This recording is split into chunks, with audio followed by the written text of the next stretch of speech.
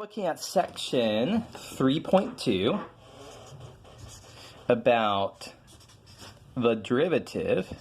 That is just not working at all well. The derivative as a function. So the basic point is that previously in the last section we had the derivative defined to be basically the slope of a tangent line at a particular point of a function, or at particular values, at particular points, take a particular x value a, we could calculate the derivative as a limit. But now let's actually think of the derivative as a function. So what we're going to say is, suppose that we have some function f. We can define a new function f prime of x through the following method. The limit as h goes to 0 of f of x plus h minus f of x, all of that over h. And so this is our definition. So you give me a function f, and I can create this new function f prime of x with this definition here. More notation. If we write y is equal to f of x, then instead of writing f prime of x, we could write y prime or y prime of x is notation for the above. So if we have a function, we should say, what's its domain? It's all values in the domain of our original function f, for which the limit is defined. Of course, the limit may not be defined. We saw a couple of examples like this one, for instance, where the limit was not defined. If f prime is defined for all x such that f is defined, then we say that f is differentiable. So this is slightly different usage than we were talking about in the previous section, because now instead of saying this for a particular value, we're saying this for the entirety of the domain. So as an example of this, let's take one little base example. Let's suppose that we have f of x is x cubed minus 12x. And so we want to show it's differentiable by finding f prime of x, and we can use this to compute different values.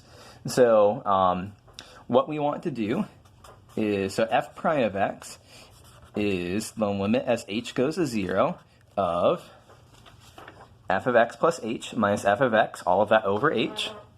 So let's write out that difference quotient, f of x plus h minus f of x, all of that over h. Let's substitute in. So we've got the limit as h goes to 0 of f of x plus h is x plus h, all of that cubed, minus 12 times x plus h, minus f of x, x cubed minus 12x. Common mistake is to forget the parentheses here. We do want the parentheses here because we want this minus 12x to become a plus 12x at the end of the day, to cancel out with this minus 12x that's coming up. Okay, so let's expand this out. So x plus h quantity cubed is x cubed plus 3x squared h plus 3x h squared plus h cubed minus 12x minus 12h minus x cubed, and then plus, or minus times minus is plus, the reasons for which we need not discuss, plus 12x, all of that over h. At this point, of course, we should start looking for cancellation. What cancels? A pair of x cubes and minus 12x and plus 12x. I look around, I don't see anything else that cancels right now. So let's recopy. We should also note that there's an h in this term, there's an h in this term, there's an h in this term, there's an h in this term.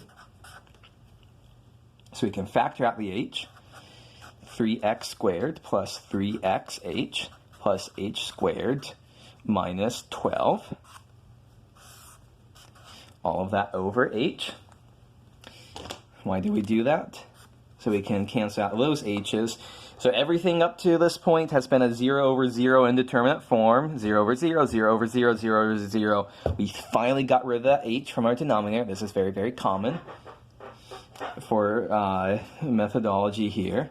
So the limit as h goes to 0 of 3x squared plus 3xh plus h squared minus 12. And we are finally able to evaluate this limit. So note, we're plugging in h is equal to 0. This is continuous, so we get 3x squared plus 3x times 0 plus 0 squared minus 12. And so what's our final answer? 3x squared minus 12. Okay, so some wrap-up comments here. What have we found? F prime of x is 3x squared minus 12. How do we get that? Pretty straightforward. Set up this difference quotient. Substitute in what the definition of f of x. Expand everything out. Look for cancellations. Look for more cancellations. Get down so that we're no longer in an indeterminate form. And then we can finally substitute in. So, 2 wrap-up comments. Number 1 is that note here that we're taking a limit as h goes to 0. We're not taking a limit as x goes to someplace. So everything that we were doing in Chapter 2, most of the time we were taking a limit with respect to x. We're not doing that here. So this x, there's x's all the way through, and those are just going to stay put. So limit as h goes to 0, this x here doesn't really care about that. What's the limit as h goes to 0? 3x squared. With respect to h, 3x squared is a constant. The limit of 3x squared is 3x squared. So that's a common thing to watch out for. We're not doing anything with the x's here. We're just leaving the x's alone. We're substituting in for the x for the h here. The other thing to comment is that this is nice because we have f prime of x is equal to 3x squared minus 12. F prime of x is equal to 3x squared minus 12. Because now what can we do? We can very quickly, you give me a value, f prime of minus 1 is 3 times minus 1 squared minus 12. That's 3 minus 12 is minus 9. What is f of 4? Is 3 times 4 squared minus 12.